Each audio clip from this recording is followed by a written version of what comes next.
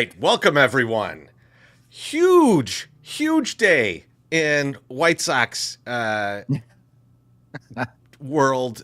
So obviously we're going to come on here and talk to you about Star Wars as we do every Wednesday night. So just for if you're tuning in right now, going like, man, I was hoping this was going to be a baseball thing. I could tell you that right after this, just stay here. Just stay here, listen to us talk Star Wars for a little while. This will turn into a baseball podcast with me, Beef, and my Sox Summer immediately after this. But right now, you're going to listen to me and Josh Nelson talk Star Wars, because that's what we do on Wednesday nights. Yeah. And here we go.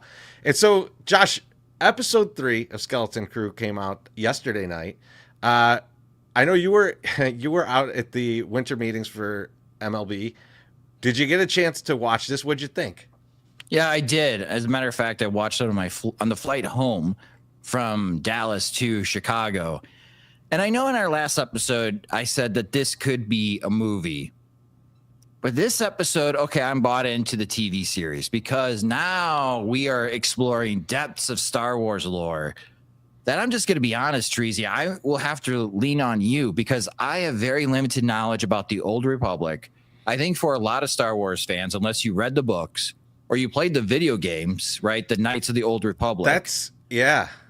A lot of this is going to be new for you. And this is certainly new for me. So you're right. From our past episode, this is not a kid show. This could potentially be a hardcore Star Wars show, especially in the lore and getting into, I like the name of Jack Crimson, the criminal underworld of Star Wars, which was another factor during the rebellion against the Empire that has been barely touched on, but all we know is like Boba Fett, right? And we had the whole Book of Boba Fett series that touched on a little bit of the criminal underworld.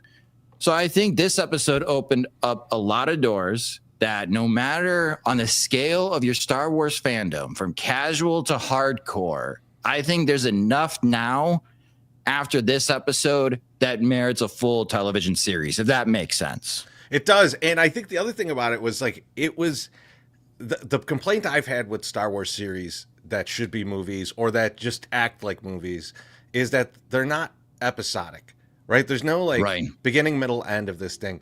This one was really great at doing that, right? Like the end of the episode, you feel like there was a culmination of that episode. Now you're interested in what's next. That's what a good TV show does. But it really kind of played out like an episode of a TV show. And I like that they're finally getting that. That seems like one of the biggest complaints that I've seen, and one of the really only complaints that I've had on a lot of these shows.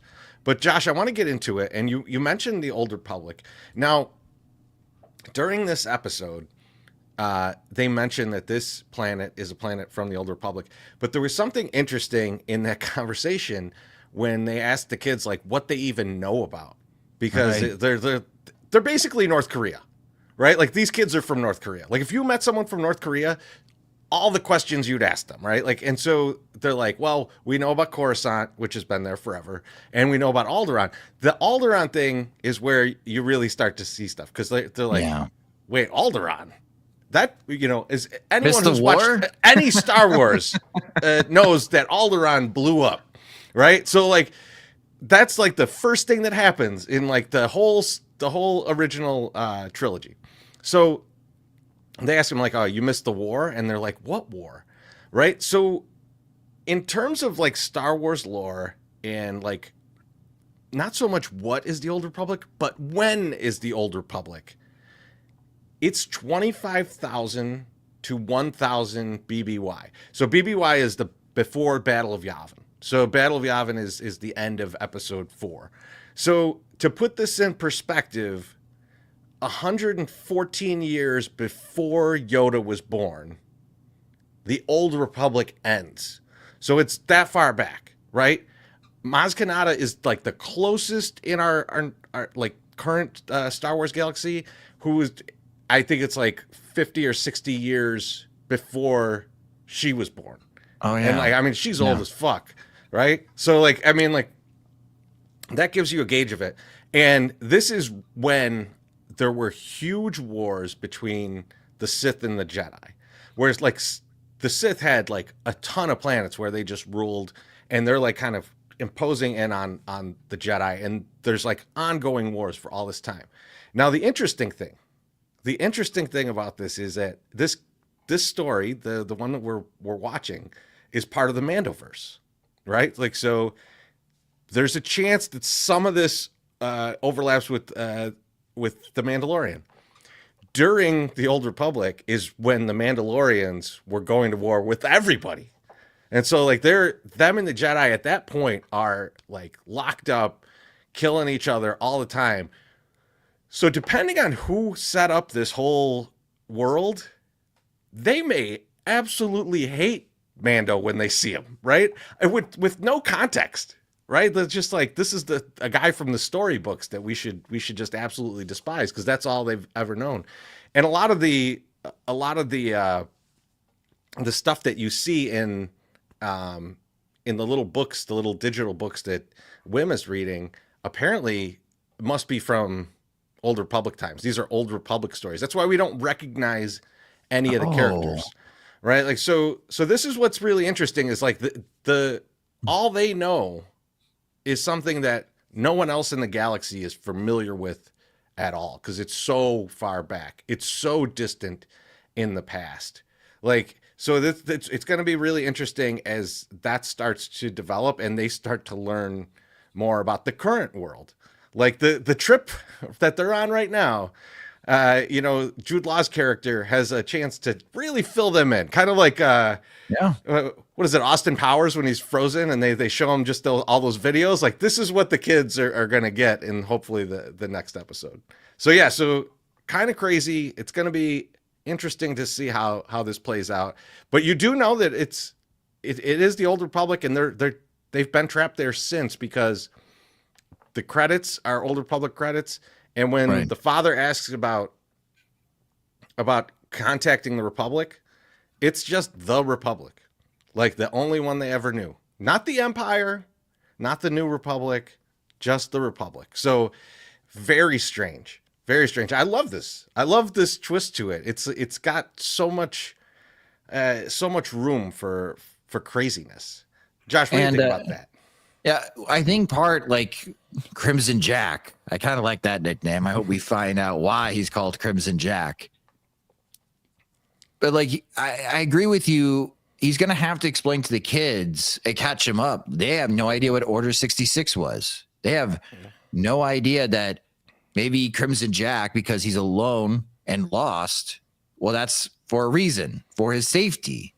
And he's going to have to explain what ended up happening, that somebody named Anakin Skywalker killed a lot of my classmates one day, and we all had to go into hiding, and we've been hunted. That's why I had to become a pirate. And it's just going to blow all these kids' minds. But on the flip side, with these security droids, you kind of see it in the one shot that lingered on the father, Wim's father, is when are the people that are currently on this planet going to realize that, you know what, something is way off here, way off? And do we get a little bit of rebellious activity on their home planet? So I'm really like curious how the conflict plays out. Even Neil started to question what the great work is on and honestly, if Neil cracks the case, I'm all for it. Yes.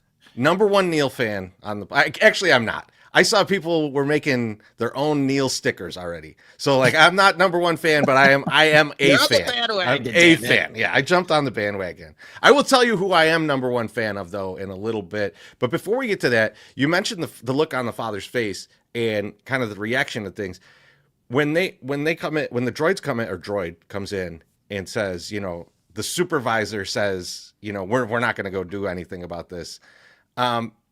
They all were puzzled and they wanted to talk to the supervisor. So they obviously in that moment have never met the supervisor. What is the supervisor? Who or what is the supervisor? And this is just us making wild guesses here. So I could throw one at you that I thought of when I was looking at this. Okay. Is, in like Marvel, the Kree, they're ruled by the Supreme Intelligence, and it's like just AI, Yes. right? Like, is Star Wars ready to find out that there's just some like, and I want it to be like very Wizard of Oz-ish, like Mechanical Turk style Yeah. AI, like just someone like riding a bike that's keeping the machine going. But really, because like they keep talking about the great work, and it's like, is this just like busy work to keep everybody in line, or is it actually powering some like AI being that's just like overseeing everything to make sure that everyone's just well fed and doesn't ask too many questions? Yeah, I guess to what point though? Like we've seen this type of usage in other sci-fi properties, like The Matrix, for example. Why do the machines keep the humans in their little eggs? Because they feed off of their energy. So that's why they have this simulation, so the machines can stay powered, because everyone was an a-hole and blacked out the sun, and the machines are so blah, blah, blah, blah, blah. My question would be, let's say you're right, and it is AI, incredibly old AI. Why? Why do you need these humans on this planet constantly analyzing data, keeping them busy? Why do you need them on this planet? Why do you need to stay hiding? And I don't know. And I don't know anyone that'd be old enough, unless this is like some type of Illuminati society in which the supervisor's been passed down over centuries. Is that what we're talking about? Is this how old this planet is? It is thousands of years old.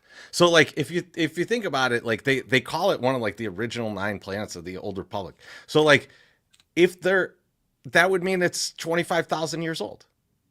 So they've been passing down the supervisor role for 25,000 years or something. I mean, like at some point they decided that this needed to be hidden, right? And at that point it's been hidden, and this is just going on.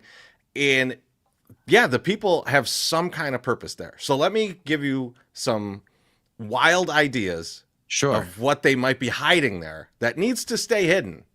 That they're basically from the protecting. Old Republic times, right? Yeah, and like maybe forever. Maybe it needs to be hidden forever. So I've just got some theories for you. I'm going to throw these out there. First one, because this is the Mandoverse, I want to try and tie things in. This is Yoda's homeworld, and they're protecting that species from ever being found. You would think, though, they would know more about the Force, but that's okay. That's idea number one. What do you think on that one? Whoa. I mean, that's your tie into Grogu, right? What if Yoda's race has always been the supervisor? But why did they send them to Coruscant? Yeah, I don't know. I only feel like the only people that would have gotten out have escaped, right? Like, I mean, like it feels like I like there's part of me that feels like Wim's mom escaped and didn't die. Right, like there's part of me that like thinks that like that's like okay, some of the thing, and like the people that have escaped have gone out into the world, and like Yoda would keep that shit a secret because that's his homeworld. He don't want people to go there and mess it up, and he kind of knows why.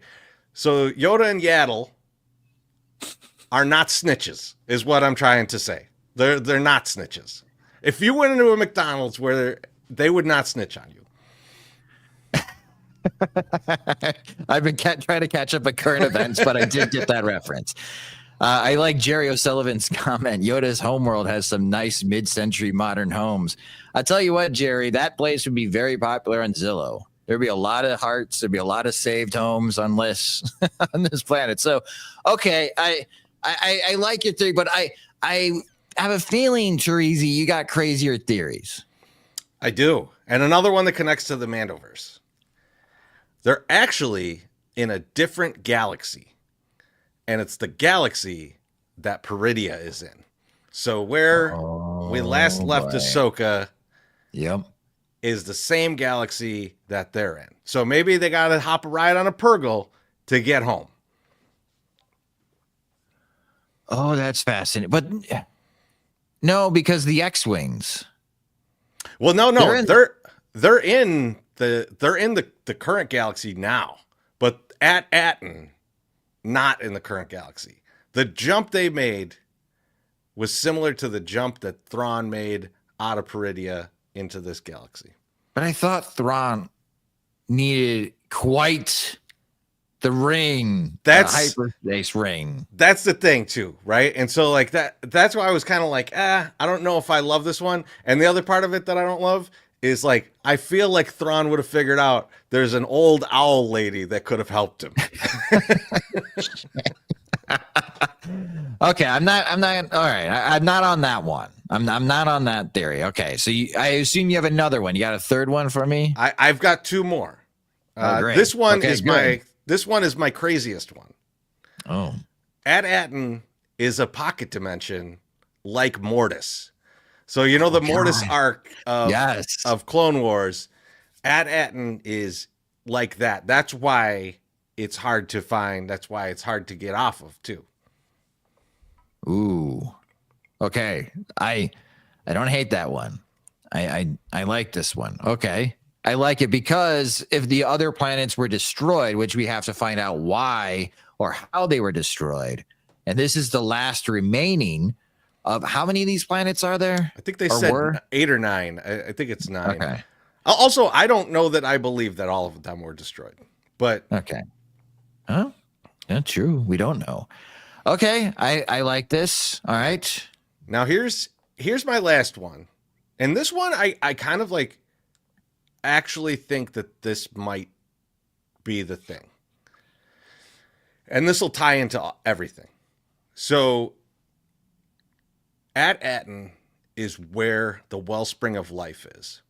So we see the wellspring of life in I think it's in the Clone Wars as well, but it is the source of the Force, which is I didn't realize I was going to rhyme, but I feel good about the rhyme. So I'm going to continue on. Source of the Force, that's the wellspring of life. So that's my last theory, crazy idea on what At-Aten might be, and that is something worth protecting from the Sith. Protecting from everyone.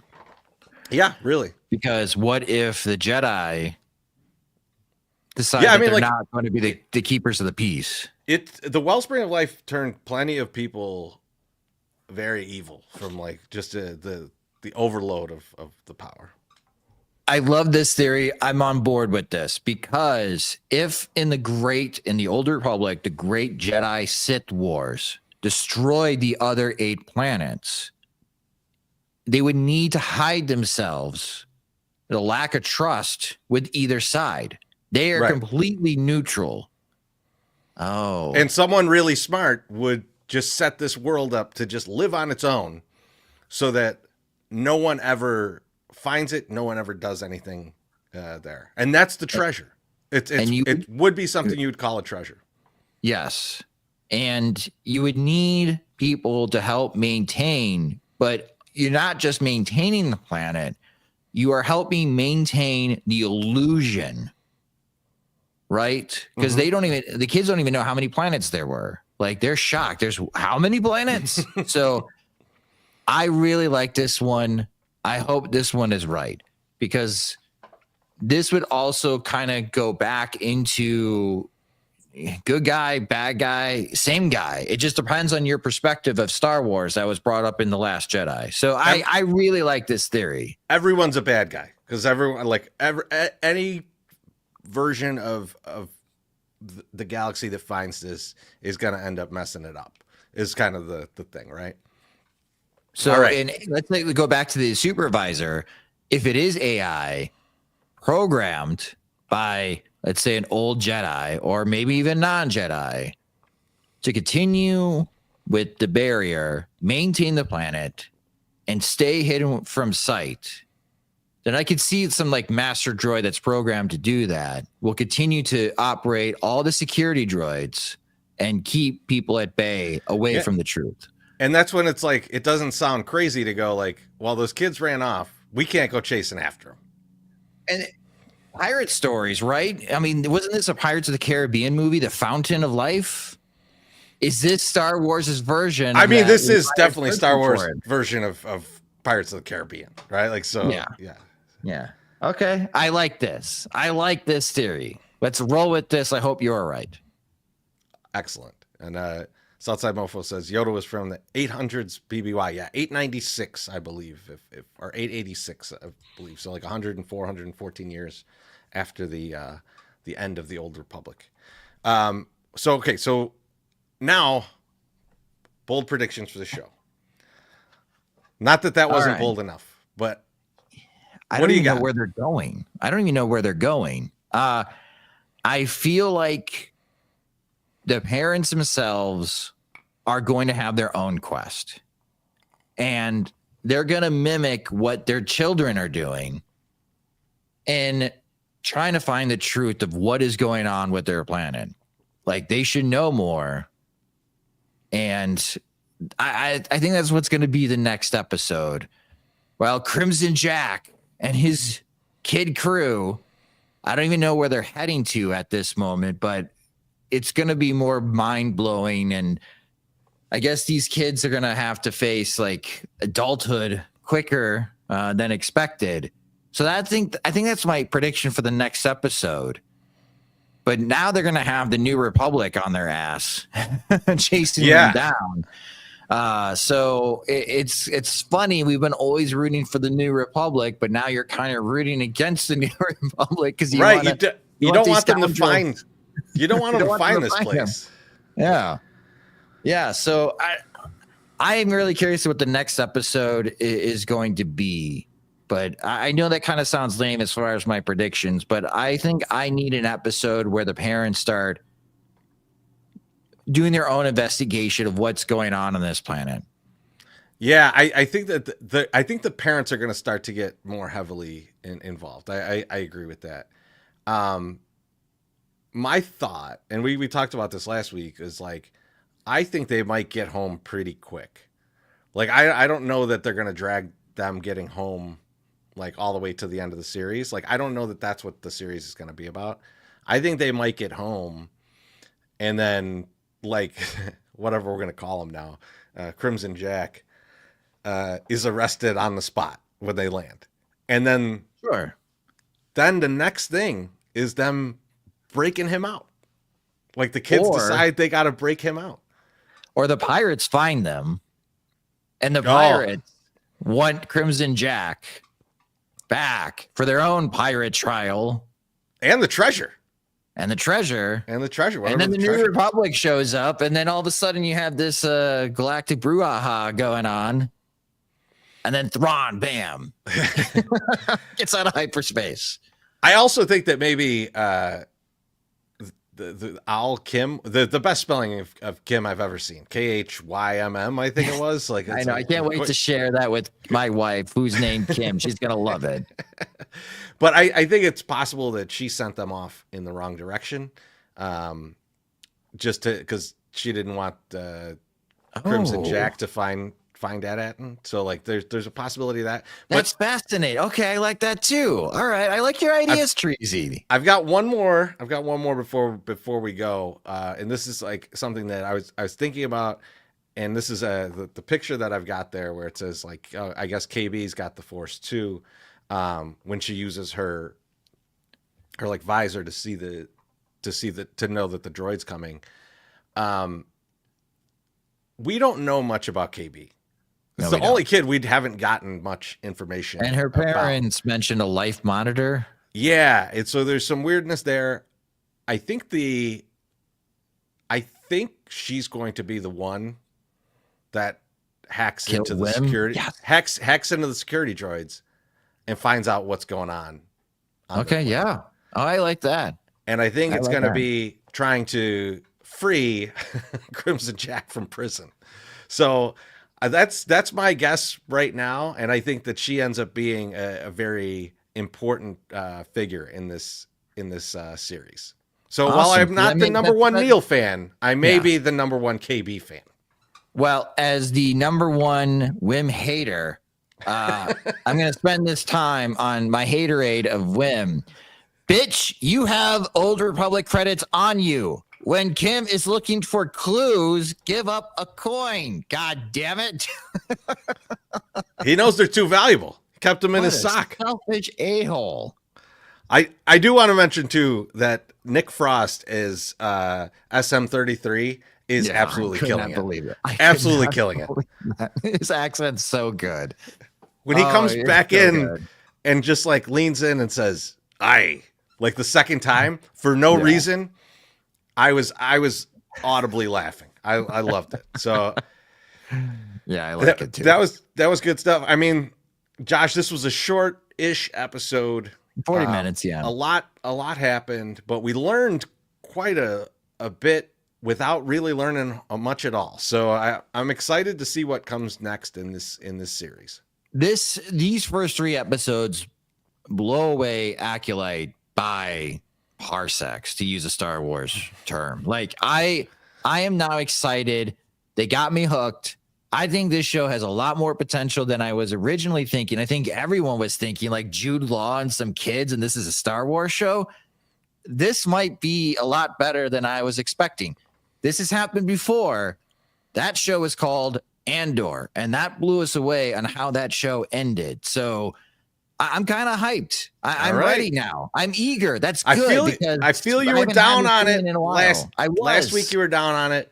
I feel like there may be like other factors here that you're high off the winter meetings trip, but Crimson Jack needs to slice Wim in half with whatever lightsaber that he finds. Now he's got a dagger. He's got that big knife now. He could definitely cut Wim's head off with that. All right, we'll leave it at cutting off Wim's head. And as I noted, if you want to just stay right here, we will be back on in just a few minutes. The YouTube feed will switch over to this. So just if you're watching this, just hang out. It'll tell you, hey, why don't you go watch this other thing? And it'll be me again. So just sit back, relax, and we'll talk to you soon. Have a good night.